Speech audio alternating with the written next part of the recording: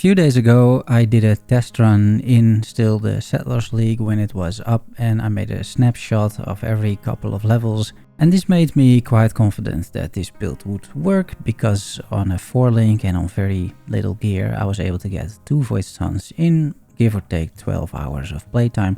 And so what I did is I went basically back to the drawing board with my very limited path of building skills and tried to work out the build, and then from scratch try to figure out how this would work and how I can optimize what I already played before in that practice run. So I grabbed the notepad, I think that is what you are supposed to do, and I wrote down the pros and cons. Starting with the pros. I think the first pro is that this is quite a well balanced build. It really doesn't do an awful lot of damage, but it is, I think, well balanced. It's got decent single target also early on in the campaign, which I think is going to be very useful for fighting mercenaries. I did a test run, like I just told you.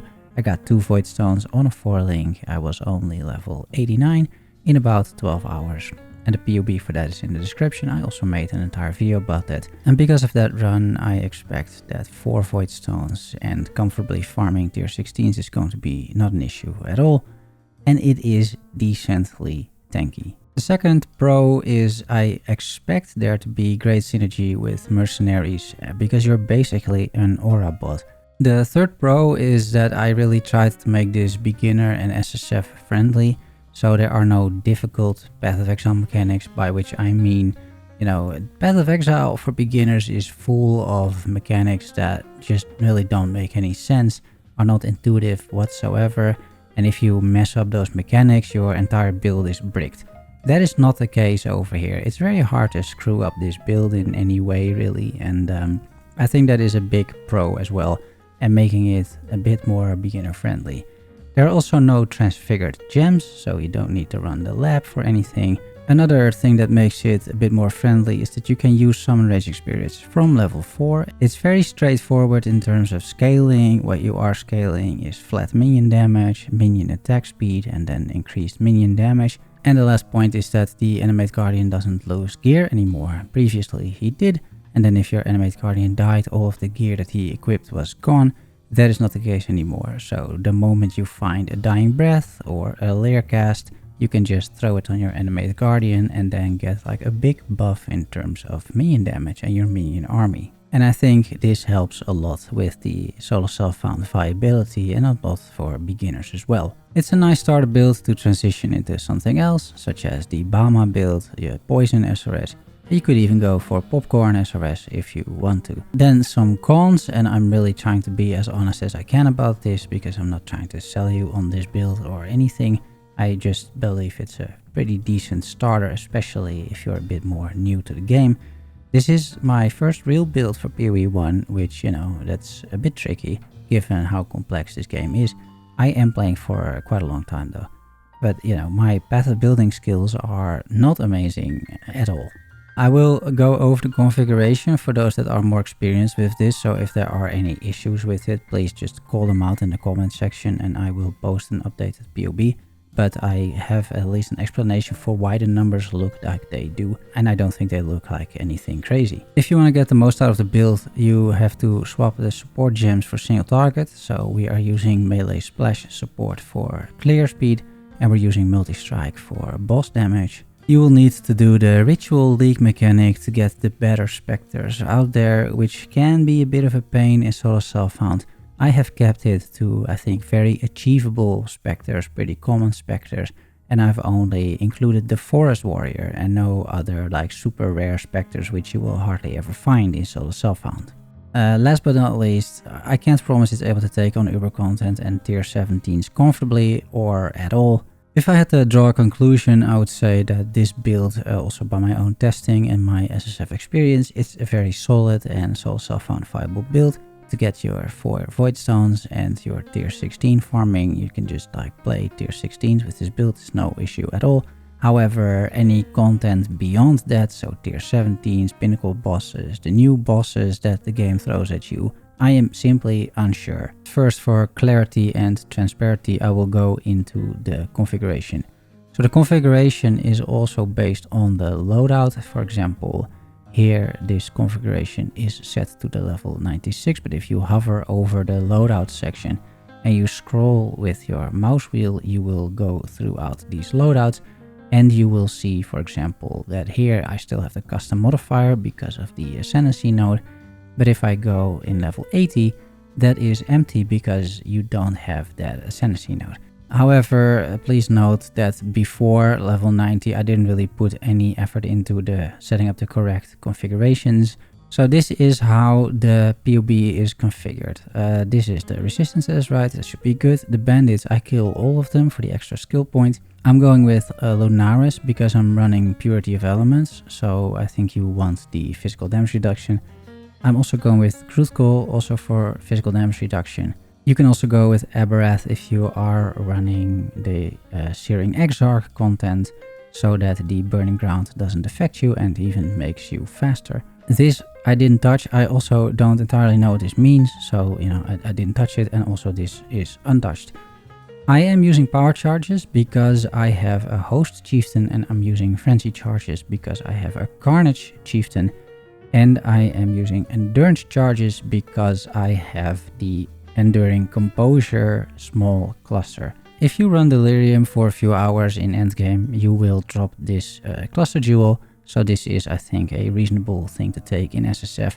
In my previous SSF builds, I've been able to get this jewel all the time. My minions are also using power and frenzy charges because of those same specters. However, I'm only giving them 1. Because they don't live for very long, they will not have 3 power charges or 3 frenzy charges. I have given myself and my minions onslaught because of the forest warrior. Any type of forest warrior, even the imperfect one, gives you a permanent onslaught buff. And I think the PoB is calculating that too, because if I disable this, the DPS doesn't change. So I think it takes that specter into account, but that is where my path of building skills are a little bit lacking. Like, I think I configured it correctly, but it's kind of hard to do, honestly. I mean, with minions, it's kind of difficult. We have none of these other buffs, so we go to the nearby enemies. I set 3. This only affects your effective health pool because of the Cruthkul. So if I go back to, for example, 1, there's barely any change on the effective health pool, right? Like it's I think very minor. I get like a little bit less fizz max hit, but it's not too bad, I don't think. We have used the minion skill. We are constantly convocating, for example, and we are consuming corpses because we desecrate and then we do a flash offering, so that consumes corpses. The custom modifier, there's only one for the Ascendancy node. The carrion golem, the number of nearby non-golem minions, I set 15. It is most of the time it will be 20, but you know, if a few SRS minions are going in another direction, then I guess 15 is reasonable. The exposure type, I think, is mostly fire because the maximum damage that, or the highest damage output that my carrion golem will do, because elemental army is linked to my carrion golem, will be fire. I think that's the case. Feeding frenzy is active. My carrion golem has that support gem and he is constantly hitting stuff, so feeding frenzy always is there. Meat shield, my enemy is typically near me. I am typically near my army as well. So the raise specters, I did enable buffs and curses. They don't really have curses, but they do have buffs. And then this is from your Ascendancy. We have enabled all of these auras because these are constantly up.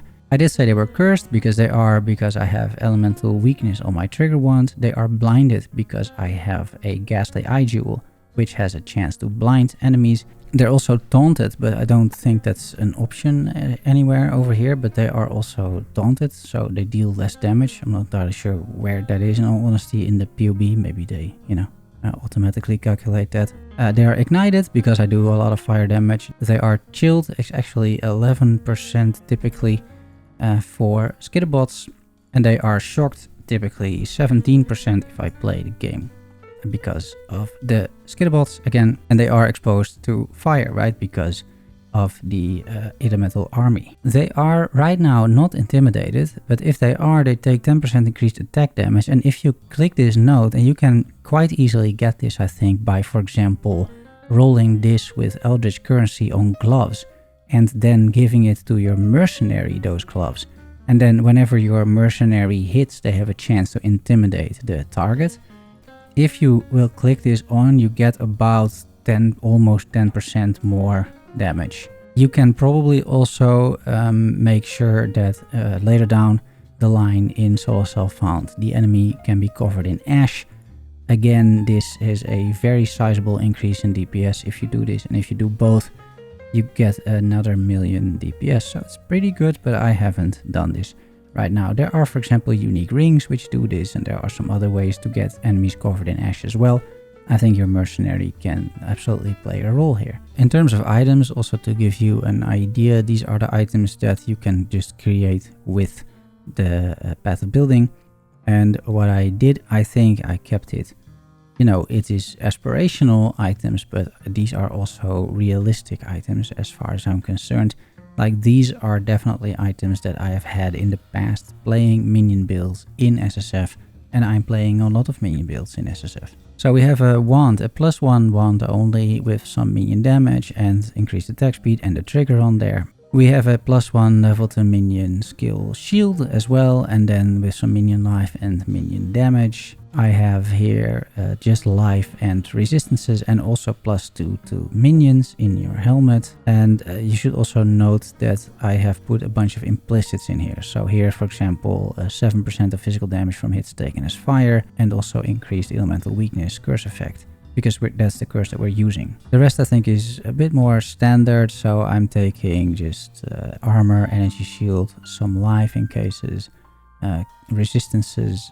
I've got some additional physical damage reduction if you want it. Maximum res as the implicit, and also chance to block spell damage as the implicit. The gloves, minion damage implicit, fire exposure implicit if you hit, which, you know, it's like you hit if you shield charge on top of an enemy, so then you can do this. But it's maybe unnecessary because of elemental army support. I'm not totally sure what else to put in there. Maybe you do the intimidate, who knows. The rest of this is some attributes, because you do need dexterity here or there, and then some life and lightning and chaos res. Here it is action speed. I think action speed is what you want typically, and also avoid bleeding, because that will stack up with some of the ghastly eye jewels that we have.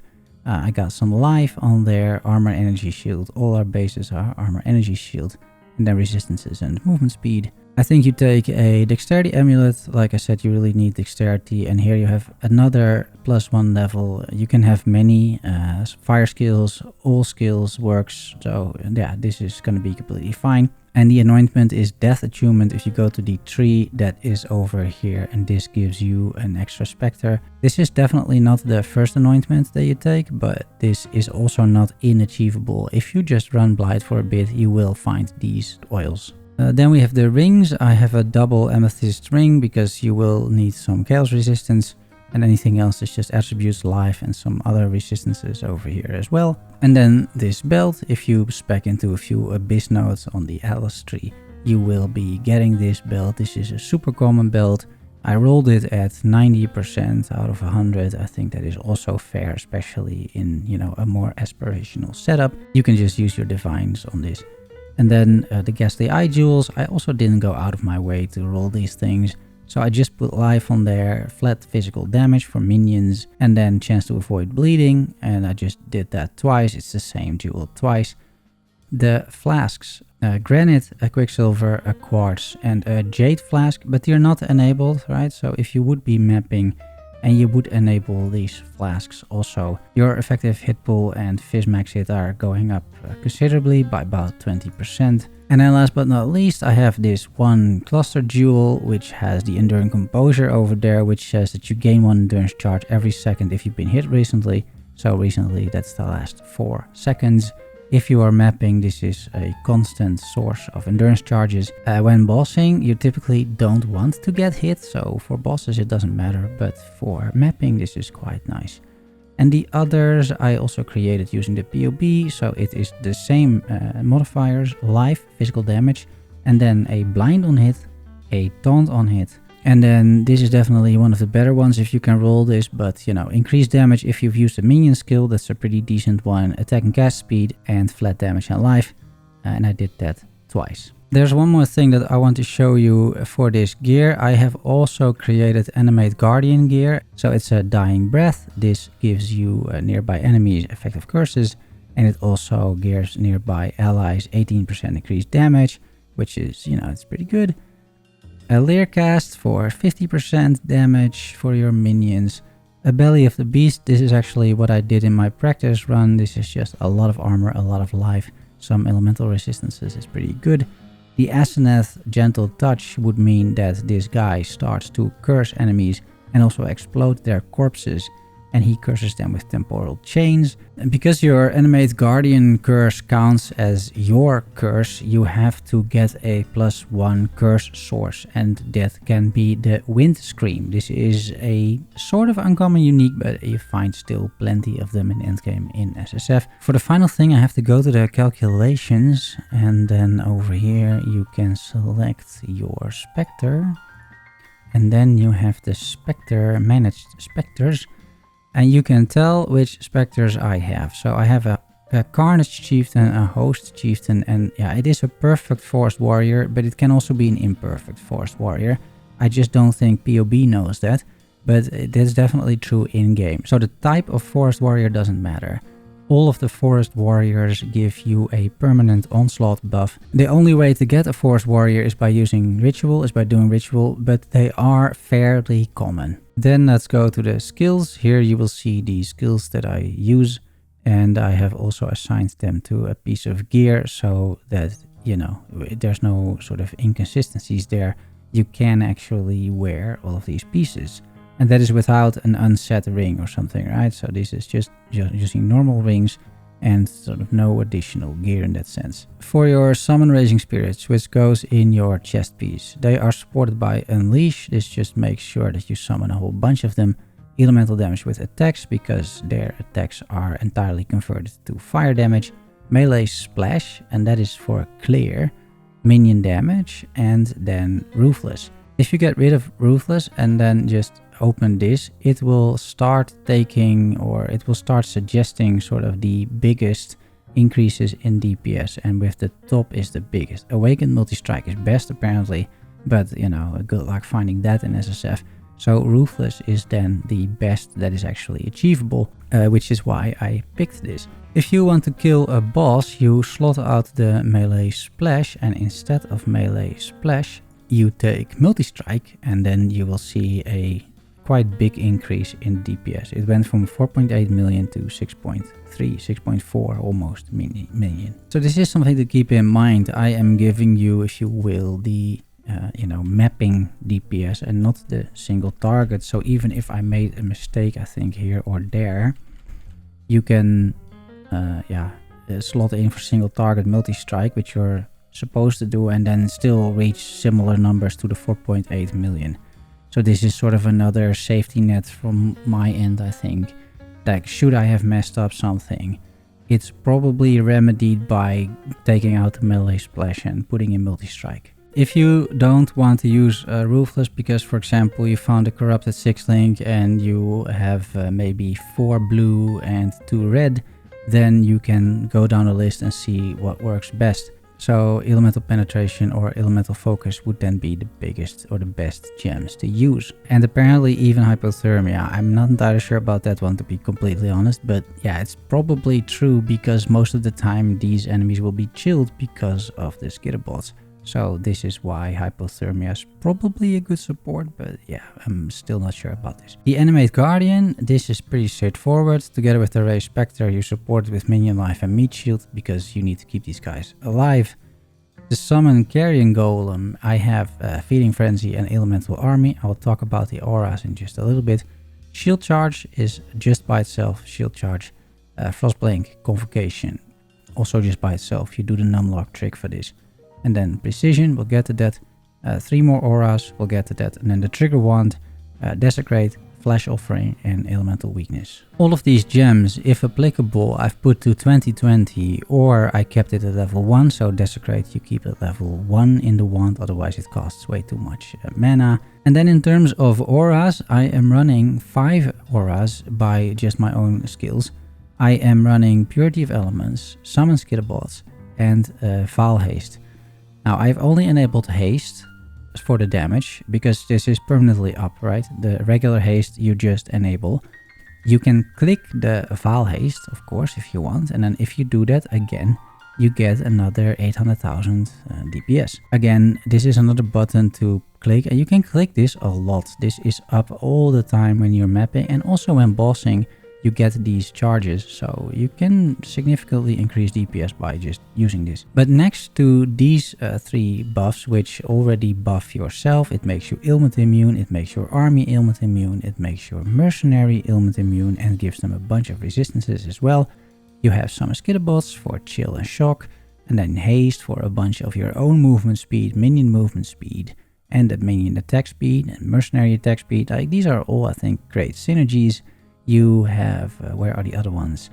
Precision, I can level it to 14, I think even 15. Yeah, I could level it to 15 on my gear that I created in PoB. You'll have to see how that works for you in game, but you will have at least some precision in your build. So this gives your minions accuracy, which is very important, and also a bit of crit chance, which is way less important, but still it's quite nice. And then last but not least, a bit more defenses even, because we also have a level 2020 determination. So again, I want to highlight as well, everything is 2020, right? There's not a single gem 2120, there's not a single awakened gem in here. So if you do keep playing and you start messing around, or you keep messing around with, for example, some Raging Spirits, a lot of these gems have an awakened version. And they are, you know, they will drop here and there. So there is definitely some more scaling potential outside of the 5 million. But if you get, I don't know, much higher than 10, 15 million, that is kind of debatable, right? And there's one final thing that I'd like to say about the DPS. This is very consistent DPS because it is your minions that are constantly doing this. If you compare that to 5 million DPS when you are playing a slam build, for example, that sometimes you have to move out of the way of abilities of the boss, or sometimes you have to reposition for other reasons. And all of that time you're not doing any DPS. And that is not the case with this build, right? Or with if you would play a dot build, for example. And I think that's good to keep in mind. The 5 million-ish DPS here is applied quite consistently. I will go over the tree, starting with the Ascendancy. So we're a Guardian, and the first Ascendancy you take is Radiant Crusade. We get Unwavering Crusade, which next to the 5 auras that we will have in Endgame adds 3 more auras, because you will have Anger, Hatred and Wrath aura because of these things. This is Radiant Faith. This is a bit of a tax, honestly, to get to the juice, which is still not updated, but this is a 50% increased reservation efficiency of skills, which I have put over here, right? This is the node. This is the only custom modifier that I put in there. And yeah, this node I think is just completely bonkers. 50% reservation efficiency seems insane. It's why I can run 5 auras without anything, you know, else. There is one more thing that I want to show you, which are these nodes. I've tried to make an effort to make some nodes, especially for leveling until, let's say, level 38. Afterwards, yeah, just look at the skills section, because afterwards it's quite straightforward. And not only did I make an overview of the skills that you use, I also tried, because it is so self-found, to give an overview of the currency that you need to buy these gems. And then also for your convenience, at the top I have made 3 Regex Strings. It will give you 4 links, highlight 4 links on the vendor with 3 blues and 1 red, because that's what you need. And it will also do a 2 blue and 1 red 3 link, because that's what you need. These 2 are movement speed, and this is a +1 level to fire skills wand that will show up because of this. Afterwards, the formula gets even more complicated, but what this effectively does is it still gives you the +1 level to fire wands, and it also gives you a 2 blue and a 2 red 4 link, so that is quite nice. And then in the end game, I have made a regex for maps. So this is what you paste in your awakened PoE trade. I have a video on that if you want. And this shows you all the mods that you cannot run. Then we will start from the start, level 4. You path through the minions. Then if you scroll down, you go over here. And the level 16, what you're really rushing for is Enduring Bond, because you need these Summon Race experiences to last a bit longer. I was considering after the last video to start rushing through Eldritch Battery because it is quite nice and you can get there super fast if you want to. And you can also absolutely do it if that's what you want. I just felt that if I would do this and take all of these attribute nodes, that my progression would suffer quite a bit. Because all of here and here are a bunch of good minion nodes super close to your starting position. And you could delay all of those, but I just don't think it's worth it. So I didn't do it in the end. This is what you will have when you complete the first lab. Our first node is the Radiant Crusade. This gives you that massive Sentinel of Radiance. And this guy is just gonna carry you through the rest of the campaign and early maps and even like yellow maps. This guy is insanely strong. And after we have this setup, I think we can start traveling towards the Eldritch Battery node. And that's also what we do. So here you can see that we start actually traveling. This is level 38 in particular, because at level 38 you get basically the vast majority of your gems. So in terms of the skills, this is then what you will see, because the skills, they level with you, right? So every time you will see what you are expected to have, both in the nodes and both in this. Those are in alignment with each other. So you can just keep scrolling and see which skills that you would want. So here we are at level 38, then at level 48 we have Eldritch Battery, and we also take a little bit of increased mana reservation efficiency. And that means that at this point it doesn't matter anymore what your unreserved mana is. Normally this would be an issue, right? If it's 4% and you're using mana, then you can't cast a single skill. But because of Eldritch Battery, you're spending Energy Shield.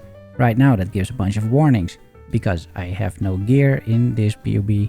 Right, this is empty, but you will have, of course, gear, you will have some energy shield, and that will be used for casting all of your spells, which is great.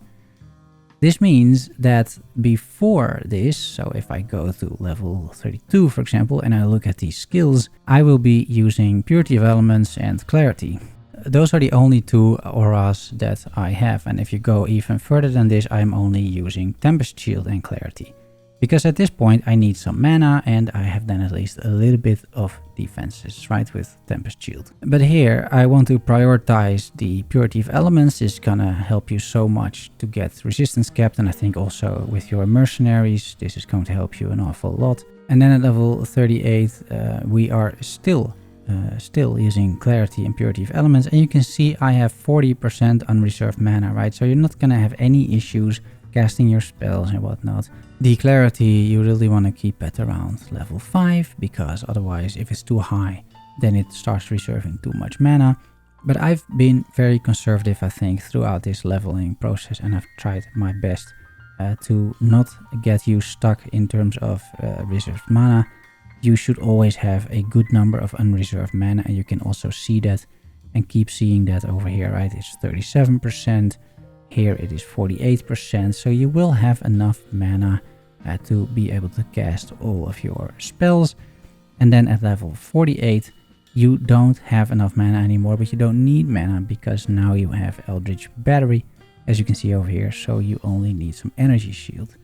And that means that we will be adding a bunch of auras. In this case I can already add the Summon Skitterbots, Haste and Purity of Elements. Those are the 3 auras that we can use from level 48 onwards, and this is, of course, I think this is absolutely amazing, right? Like, this is going to be so smooth, and I think just great to have in general.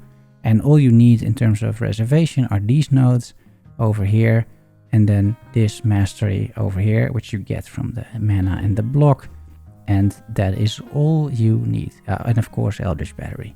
Then going down to level 55 towards the second lab, here you pick up 3 more auras, because these are the Wrath, the Hatred and the Anger aura. We're also picking up the golems at this point because you want the extra golem. I think golems are going to be very powerful, and while we get them pretty late at level 55, yeah, golems are far away, right, from our starting point. So this is why we take golems fairly late. We also map towards some life. You can see what we're doing, right? And also here we're going down because there's more minion nodes to take. Then the third lab, we're taking this cluster as well. This is a bunch of movement speed, and that's going to help out quite a bit as well. The third cluster, it really doesn't make sense to go Radiant Faith because this is just not a great node. So I think you have a choice. You can go Harmony of Purpose, which will be a bunch of shrine buffs. This is actually not the correct node, but it is reworked. So this is a bunch of shrine buffs. It could be fun. But I'm gonna go Bastion of Hope. This is basically a 25% chance to block, attack and spell damage. Pretty good, honestly, because we're taking some block nodes. You're gonna be very close to block capped with these nodes until you can do the final lab, and then we spec out of these 2 nodes and into the other 4. Then we get into our final form, if you will. Here you can see a few of these block nodes, right? And the other thing you can tell is that we're getting some additional life nodes and minion nodes. That is what's happening there. Then there is a small respec. Really, it's really small. Huh? You can see in the tree, this part gets respec'd to the strength nodes over there. And then this is not the most efficient pathing because we're going to take a path through the basic jewel socket. So you can see it's a very small respec, it's about 10 points. These you will have at this point from just doing the campaign and quests. So you don't need to spend gold, you don't need to spend Orbs of Regret, which you may not have. This is a respec you can do by purely doing the campaign quests. Then we move on to level 80, and what you will see at level 80 is that I am not yet taking the 4th lab node, because it's gonna be sort of self-found. It's really not that easy to get an offering of the goddess, right? I would advise you do ritual because there's quite a few of these dropping in ritual, but I am, you know, taking a sort of a better safe than sorry approach here. So also at level 80, I am still on a 3 lab setup, and I'm taking a bunch of nodes over here. We're taking some resistances, some more block, as you can see. And then we're swapping around, so have a good look at this. We're swapping around a few of the masteries here or there, but nothing like game breaking, I would say. Then at level 90, I said we do the 4th lab, and here we get also to the level 93. Important to note, we take 1 more reservation cluster so we can fit in all of the auras. And the rest of level 90 is really, I think, a continuation of what we're already doing. We're getting more jewels, we're getting a bit more life over here. We get rid of the golems because we are out of sockets on our gear. So in order to have these 5 auras, we have to lose a golem. So we also spec out of these nodes. We are only left with a carrion golem in that sense. So there is that. And then we get back to the final tree. I want to do one last thing, and that is spend a little bit more time on this level 90 setup, because you can tell the DPS is about 1 million. I'm only using 2 specters. I am not using a forest warrior. I am also not using really any great gear. I am not using level 20 gems. I am not using any quality. I have basically copied the setup that I had a few days ago of my level 89 Guardian, including all of the items. So these are the literal items that I had at the end of my practice run at level 89. But still, I think this is a very fair representation of what your build can look like at level 90. Also, in terms of the skills, I think this is a very fair representation again of what your skill setup may look at level 90. You will have level 19 gems, but no quality. And they're not level 20 yet. This is a pretty huge damage increase once you get quality and level 20 gems. And of course this gear, like I did have a +1 minion skill wand. That is the only thing that I found, but otherwise there's no +1 gear at all. So my minion levels are still quite low, and you know that shows. Your scaling with minion levels is quite big. And for the rest, it's really nothing special at all, I will say. So yeah, take that, you know, for what it's worth, I would say. 1 million DPS for this stage of the game, I think it's completely fine. If you want more single target, then again, it's on a 4-link, right? So please keep that in mind as well. This is on a 4-link. You can, of course, if you do find a 5-link, then you would put in minion damage, goes up to 1.3. And then if you find a 6th link, you can put in either Ruthless or Multi-Strike, or I'm not sure why Meat Shield is in here, but Elemental Focus would be the choice, I would say, or maybe even Hypothermia. But let's do Ruthless. We go up to 1.7. Slowly but surely, you can absolutely progress from the 4 link and my gear and these setups and these gem levels by simply playing the game, right? Gaining more levels, gaining more efficiency and whatnot. What you do have though, and what I think is maybe a bit underrated, you do have also at level 90 with this gear that I literally copied from my test run. Purity of Elements, Summon Skitterbots, and Haste, and Determination, and also Precision, which is still somewhere over here. Yes, Precision, level 15 Precision. You do have these 5 auras, plus the 3 from your Ascendancy. And I also believe, with my own experience, that this is a very fair representation of what you can expect when you are level 96. But then, of course, after quite a bit of playing, right? Like, you can't expect to have all of these items when you hit level 96. But I think for sure, slowly but surely, you can get there. And I wanted to present these items so you have something to work towards. And then, you know, I could, in theory, make sort of an Uber sort of SSF version as well with a bunch of awakened gems. But I think at this point, you get the idea. And I think also at this point, you should ask yourself if you want to invest more in this character and see if you enjoy the playstyle, and also try to figure out if, you know, investing more in the character is actually going to reap benefits in SSF, or that maybe you want to start transitioning either with this character, or maybe at this point you found a bunch of cool gear for something else, or maybe a few transfigured gems that you want to use, and then you just roll a second character, and then this build has served its purpose and this character has been very useful, and then I have also reached my goal, because really all I want to do, guys, is make sure that you have a good league start. If you seek more help, I'm not really a streamer, but I have a Discord, so please go in there and then ask your questions. You are very welcome to do so. You can also join a guild in game. That is probably the most efficient, so that I can you know, help you. I will be online playing the game, and others are as well. So yeah, those are the options that I can offer. So yeah, that's it from my end. Thanks so much for watching, and I will see you in the next one. Bye bye.